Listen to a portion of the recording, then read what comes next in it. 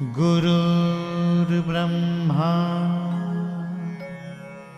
गुरुर्विष्णु गुरुर्देवो महेश्वरा गुरुः साक्षात् परब्रह्म तस्मै श्री गुरवे नमः।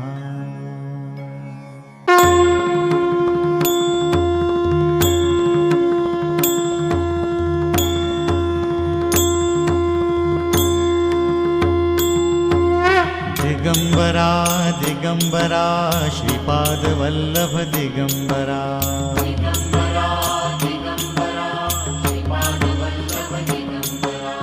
Digambara Digambara Shripad Vallabh Digambara Digambara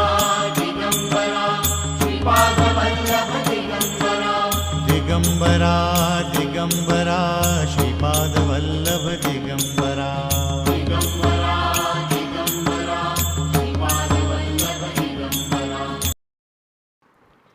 Sripadarajam Sharanam Prapadye. Sripada Srivallabha Charitamrutam. Biography of a Dattatreya Avatar. Original manuscript by Shankara Bhatt, contemporary of Sripada. The author and the book. The biography of Sripada Srivallabha was written by a contemporary, Shankara Bhatt.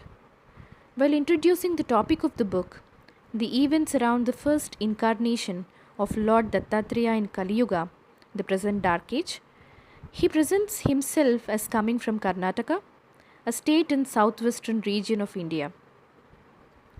He calls himself an ignorant and illiterate person and humbly submits the entire work as an expression of Sripada's divine will and blessing. Nevertheless, he is the author of a stupendous, multifaceted work of profound spirituality, well designed and written.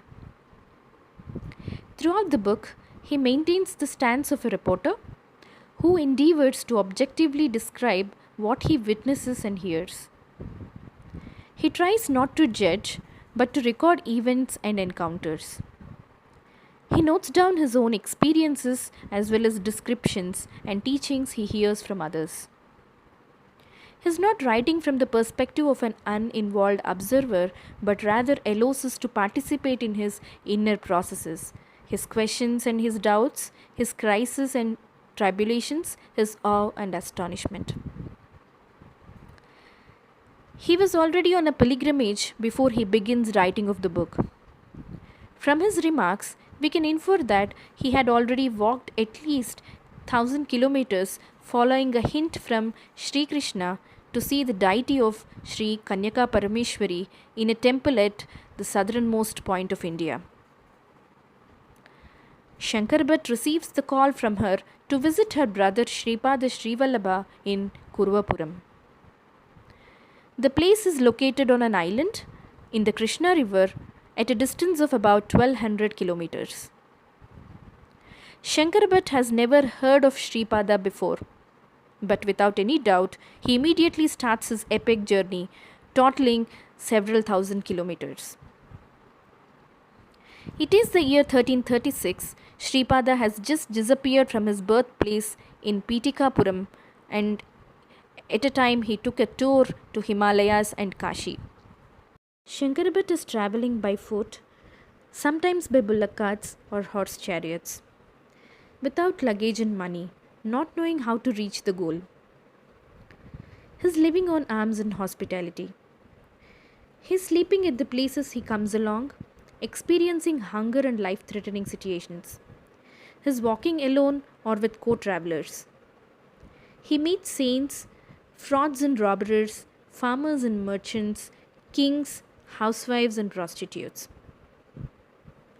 He encounters orthodox arrogance, sectarianism, lies, disputes and even complots against Sripada, which the latter dissolves in surprising ways. Shankara Bhatt is a Brahmin, but his experiences teach him to overcome the barriers of caste and creed and feel the unity of all who are striving towards the divine. He undergoes deep transformations and is carried forward on his initiatory journey by a fiery aspiration which is strengthened by his encounters with sublime siddhas and yogis.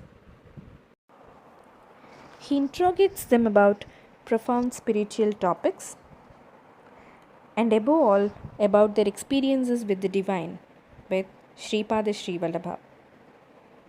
Often they knew beforehand through messages of Sripada or clairvoyant perceptions that Shankar Bhatt would be coming, and they willingly share with him fantastic stories about Sripada's effulgent presence and his miraculous, playful pastimes. He gets insights into previous incarnation of people reaching far back in time, and he learns about Sripada's announcements of his own future incarnations as Narasimha Saraswati and Swami Samardha. There are also many hints to future events, some of which by now already belong to the past. The book is full of unimaginable events, revelations, and wonders, like case of souls simultaneously incarnating in different bodies or numerous cases of bringing deceased persons back to life. But the indisputable highlight is Shankar Bhatt's personal encounter with Sripada, the goal of his search. The story does not end there. Shankar Bhatt continues his journey to other places Sripada sends him. Shankar Bhatt meets his family and friends and collects more astounding stories. He finally comes to live with Sripada at Kuruvapuram. There he looks after the numerous devotees coming to his wisdom teachings. He takes care of cooking and cleaning. When the food is not enough for all the visitors, Sripada sprinkles some water on it and it becomes inexhaustible. He is a first-hand witness of how Sripada consoles, and heals full of love and affection. He works on biography with a tremendous memory about names and details of events. He writes the Charitamrutam on Bhurjapatra, bark leaves of Indian birch tree, and he writes it in Sanskrit. The book has a strange history. After the disappearance of Sripada, Shankar Bhatt continues to live in Kuruvapuram for 3 more years, completing the text. And Sripada appears to him every night at midnight. After finishing the Charitamrutam, he reads it with 5 persons. He knows from Sripada that it won't be published immediately. After Telugu version is created, his Sanskrit version will vanish and will be transported to a subterranean location under the birthplace of Sripada. The Telugu version will come to light in the 33rd generation of the family of Sripada's maternal grandfather after a certain sign for this is given. Then the book will be published and it will be translated into many languages including German. Sripada's name will start spreading all over the world and millions of people will be attracted to his samsthan, the temple at the birthplace of Sripada. The sign for reappearance of the book was given in 1999 to Malladi Govinda Dikshitulu, a member of 33rd generation of the family of Sripada's maternal grandfather. He copied the Telugu text from the old manuscript. Then he immersed the old copy in the Krishna river at Vijayawada as prophesied and bought a copy to Samsthan for publication of this book. You find the details in Mr. Dikshitulu's description at the end of this book and also the words of Sri Sajjanagada Ramaswamy, the late spiritual leader of Mahasamsthan, giving more information. The book is partly not easy to read. You will encounter numerous names of persons and deities, unfamiliar concepts and expressions. To help the reader, the present edition is enriched with many footnote explanations and a commented register of persons. The best, however, is to read the book with an open mind and heart, not trying to understand everything.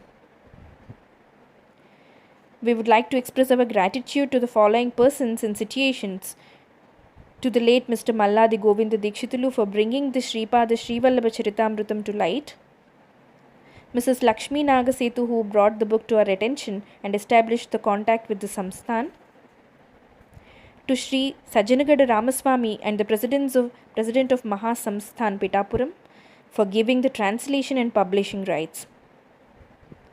The translator of their English first publication, Mr. Peripa Sri Ramamurthy, who also gave some help. To the President of Sri Datta Vishwarupa Samhiti, Tadepalli Gudem, and Mr. Valavala Suryanarayana for giving the translation and publishing rights regarding their English publication done by Dr. J. Satyaprasad, who gave us his corrected version. And to Mr. Srivallabha for sharing with us his ongoing English translation, and Mr. Srinivasa Oruganti for helping on this. The present edition was developed during German translation. The revised text is mainly based on the first publication of Mahasamsthanam, complemented by other two translations. We received great help from Mr. Ravindranath Yesarapu by giving explanations of unknown terms and concepts. In this, Wikipedia and the German Yoga Wiki were also very helpful. Dr. K. Parvati Kumar, the global chairman of the World Teacher Trust, wholeheartedly supported the publication. The presence and the guidance of Sripada Srivallabha was clearly felt by all who worked on this translation. It is his work finding expression in this way.